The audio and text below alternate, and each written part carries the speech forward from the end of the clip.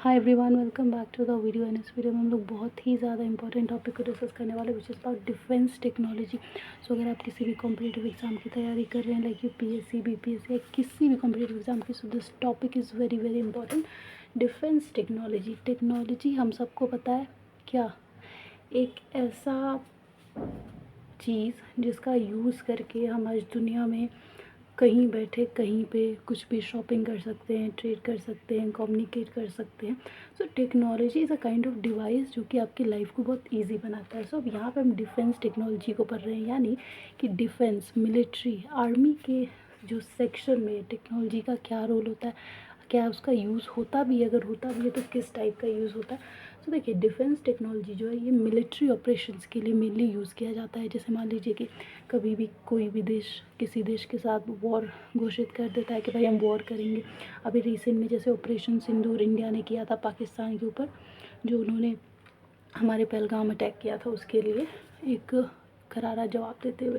So defence technology ऐसे ऐसे military operations के लिए बहुत ज़्यादा यूज़फुल है और ज़रूरत पड़ती है इसकी।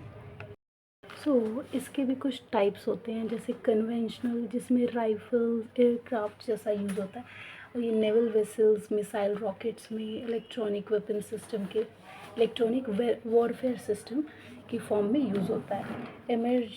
एमर्जिंग, जैसे कि अभी जो नया नया डिफेंस टेक्नोलॉजी आ रहा है, एआई तो हर फील्ड में एक न्यू टेक्नोलॉजी है। It's a emerging technology in every field. So AI, artificial intelligence, IoMT, internet of military things, emerging, ये आने वाली टेक्नोलॉजीज़ है। इसके अलावा ड्रोन्स, ये सर्विलेंस, इंटेलिजेंस, टारगेट के लिए काम आता है।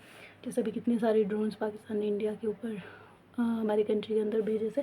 सो ड्रोन्स जो है बेसिकली टारगेट, इंटेलिजेंस, इन सब के लिए, सर्विलेंस के लिए काम यूज़ में आता है। स्टेल्थ, ये नियरली इनविजिबल होता है, ज़्यादातर इनविजिबल होता है और डिटेक्ट करना इसको बहुत मुश्किल होता है, क्योंकि जब दिखेगा ही नहीं तो कहाँ से आप इजीली कर सकते हैं। डिफेंस में एचएएल, हिंदुस्तान एरोनॉटिक्स लिमिटेड, बहुत इंपॉर्टेंट रोल प्ले करता है हमारे कंट्री के अंदर। प्राइवेट सेक्टर इन्वॉल्वमेंट बढ़ा जा रहा है गवर्नमेंट द्वारा, तो इसकी ज़रूरत भी है। Okay, so next is indigenisation. इस पे है कि इंडिया क्या वे, क्या तरीका, किस न्यू चीज़ों को, पॉलिसीज़ को लेके आ रहा है। So make in India programme 2014 में लाया गया, जो कि इंडिया के डिफेंस टेक्नोलॉजी में बहुत बड़ा कंट्रीब्यूशन देता है। डिफेंस एक्विजिशन प्रोसीजर डैप के द्वारा लाया गया 2020 में। इसके बाद Tejas fighter jet, NINS Vikrant aircraft, these are the indigenisation of India, जो कि हम अपने कंट्री के नेशनल लेवल पे कंट्रीब्यूट हमने किया है डिफेंस टेक्नोलॉजी के अंदर। Public indigenisation list, PILs, ban import on certain item. अब हम क्या कर रहे हैं कि इम्पोर्ट पे बहुत ज़्यादा बैन लगा रहे हैं, ताकि हम अपना खुद का क्रिएट कर सकें, ताकि हम एक्सपोर्ट कर सकें।